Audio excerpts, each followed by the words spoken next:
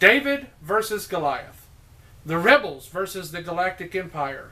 The underdog story, where the underdog fighting the big dog, and no one expects the underdog to win. These are stories we think of when we think about battles, and showing that just because you're small or because people don't expect you to win doesn't mean you're not going to win. We see this throughout the Bible. We see many occasions where the spiritual underlying things of God have to do with what's going on in the physical world. We have many places that this takes place. And when we think about these types of battles and we think about these types of situations, one of the things that comes to my mind is the Battle of Bunker Hill. The Battle of Bunker Hill was the first major battle facing the Americans against the British. You have this insurmountable sized army coming against these unprepared and unready soldiers that have never been tested in battle before. The Battle of Bunker Hill is the most pivotal and important battle of the entire American Revolution. Without the Battle of Bunker Hill, the American Revolution would have been over right at that point. The United States of America as we know it may not have ever existed today because of the Battle of Bunker Hill. The fight to gain independence from the British monarchy continued until the bitter end. The American troops gained the courage and willpower to continue the fight at the Battle of Bunker Hill. On June 17th, some 2,200 British forces under the command of Major General William Howe, 1729 to 1814, and Brigadier General Robert Pigot, 1720 to 96, landing on Charleston Peninsula and marching to Breeds Hill. History.org. In a book titled in Igniting the American Revolution, Derek Beck notes that the United States was creeping ever closer to independence. The shot heard round the world still echoed in the ears of Parliament as impassioned revolutionaries took up arms against king and country. Now, stopping right here for just a moment, you got to understand that the American people, everybody involved, had they lost any of this war that was taking place, would have been tried and killed for treason. What they were doing was going against everything that they knew. Conditions of the army of the defenders were not great, according to historian Ellen Holmes Pearson at teachinghistory.org. The American troops on the peninsula were short on powder, and lead, so they had to conserve their ammunition. When the British infantry attacked, Patriot Commander Brigadier General John Stark, Thomas Knowlton, Prescott, and Putnam all ordered their men to keep silent. Just before the battle commenced, according to eyewitnesses, one of the commanders ordered their men not to fire until you see the whites of their eyes. Some reported that Prescott gave the order, but others remembered Putnam.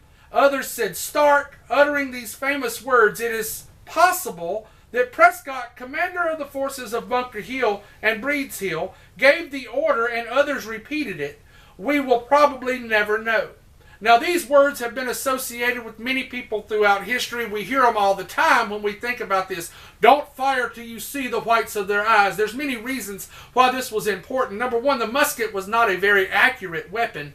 The weapon was fine for close contact, but it was not accurate enough for far-off shots. I jokingly tell people all the time that when you're dealing with this kind of stuff, if you, like I said earlier, talking about the Star Wars battles, the stormtroopers, they couldn't hit anything unless they were really close to them. You see these wild shots, and this is kind of the way it was with the musket. If you were not right up on them, you were not going to hit your target.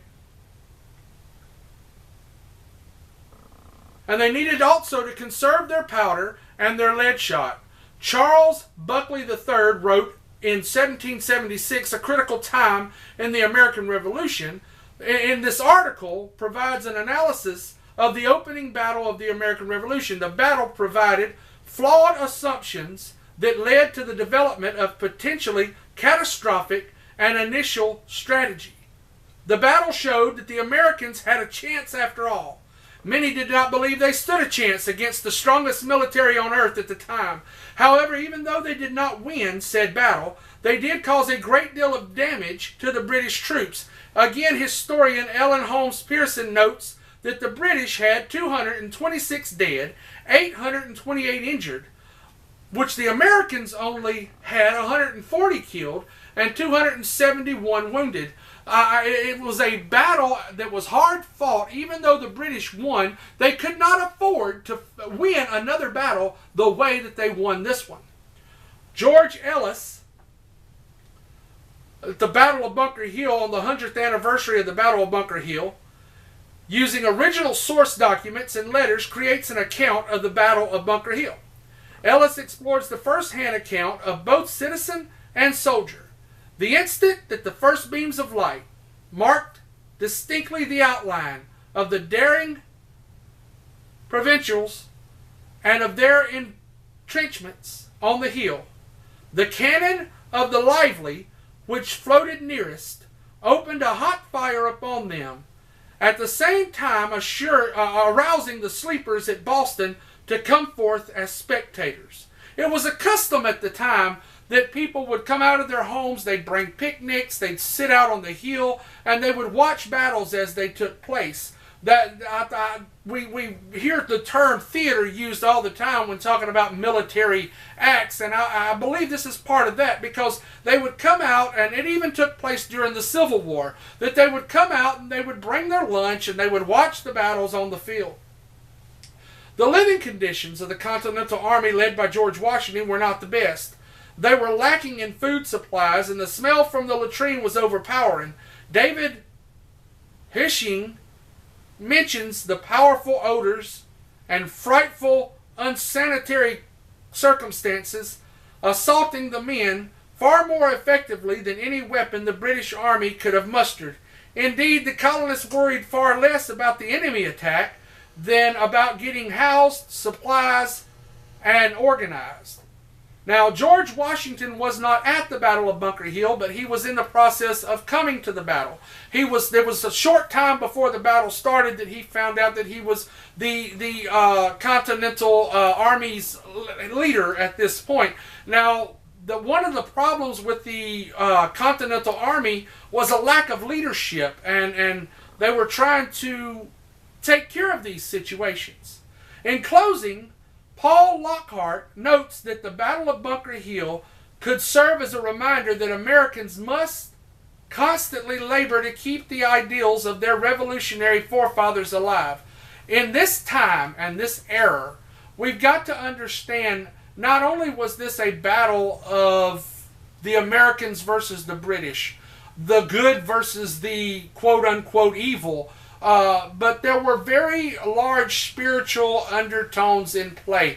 King George had a mentality that the king had a spiritual right to leadership. He was in power, and that the power of the king was more important than anything else, even surpassing God at some points in the spiritual leadership.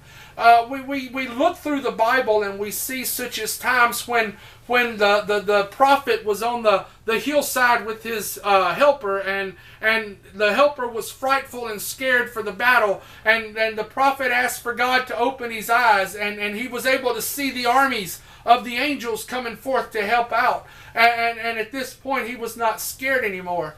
We know that God had his hand in these battles. Now, we've talked before about how we can't see sometimes God's hand when we're going through a situation, but we can look back on the situation and see where God had his hand there. I believe that this battle at Bunker Hill was to prove to the American people and to prove to the world that we could do what we set out to do. There was nothing that could hold us back as long as we were on the side of right and we had God on our side.